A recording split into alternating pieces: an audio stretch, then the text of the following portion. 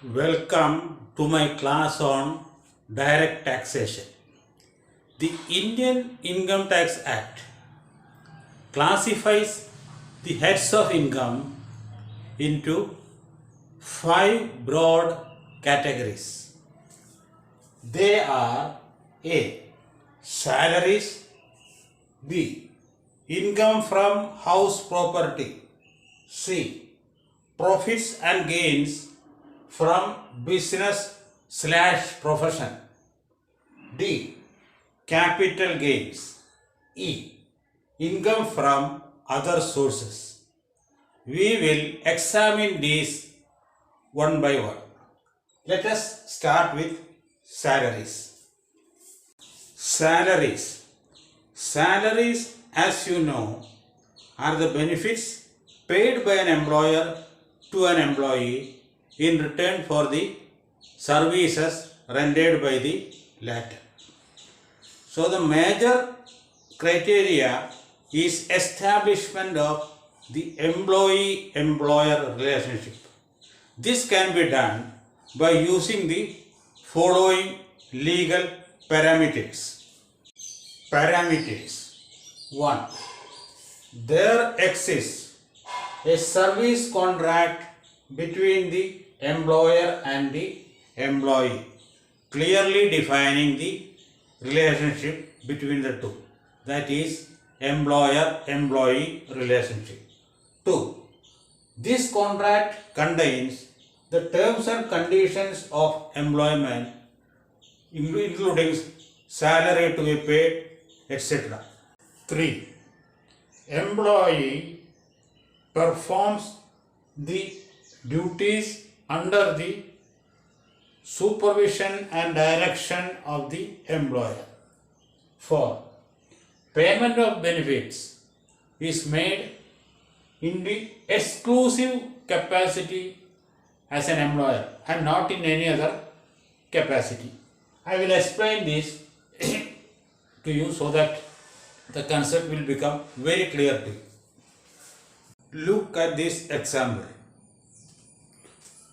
Rajan is a teacher.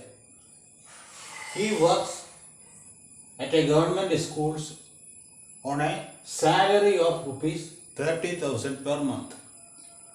B. During the weekend, the local panchayat authorities pay him rupees 3,000 as fees for teaching its staff computer skills. These are two examples.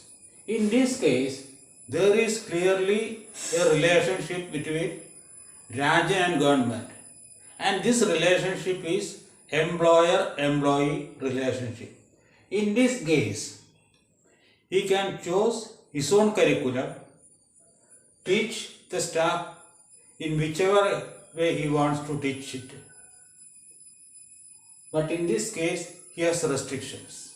So, what he receives here is salary, and what he receives here is not salary. He should show it as income from other sources. The only exception to the rule of establishment of employer-employee relationship is in the case of judges. Although the government pays judges' salaries, they do not work under the supervision and direction of the government. Now, these are the different items that come under the head of salaries. 1. Wages and salaries. 2. Pension and annuities. 3. Gratuity. 4. Fees, commission if any. 5. Wages, salaries received in advance. Fees, commission should be paid in the capacity of employer to an employee, not otherwise. Allowances. A company pays allowances to its employees like house rent allowance, children's education allowance, etc. 7. Notice pay. A permanent employee is given a notice period of 30 days. In certain exceptional circumstances, he will be asked to leave immediately. In that case, he will be paid 30 days salary as compensation. This is known as notice pay. Sweat equity. Retrenchment compensation. When mass retrenchment is made, employees will be compensated. Then various perks like company car, company accommodation, etc. We will deal with each and every one of them in detail. Chargeability to tax. Salaries will be charged to tax when they become due or are paid, whichever is earlier. Take for example the case of a person.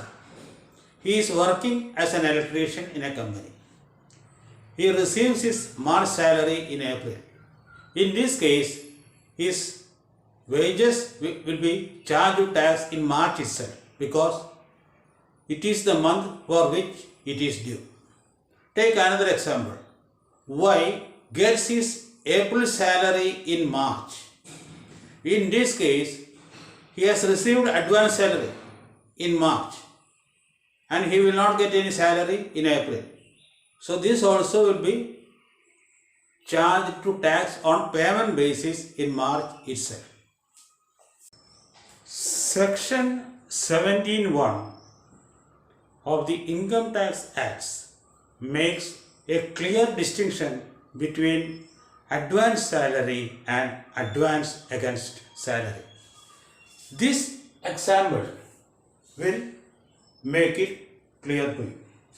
Example: X is an employee of Y. He receives a monthly salary of rupees 30,000. 1.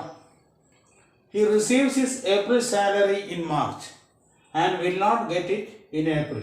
This is advance salary and will become taxable in the month in which he receives it.